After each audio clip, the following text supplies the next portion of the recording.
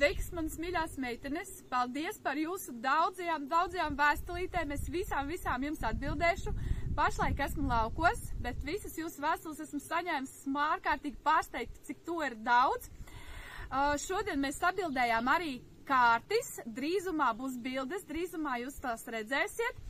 Un lielie kāršu svētki būs mūsu mīļās Marijas Lenormand dzimšanas dienā, 27. maijā, kad mēs redzēsim kārtis, tās varēs pasūtīt, un aicinu jūs arī uz tikšanos online Zoom 4. jūnijā, 7:00 vakarā, kur es pastāstīšu par šīm kārtīm, pastāstīšu par katru no attēliem, pastāstīšu par kāršu nozīmēm, par visiem maziem knifiņiem, kas jums noderēs, kas kārtīs ir iekļauti, tā kā tiekamies un sazinamies, un visā es jums atbildēšu pirmdien.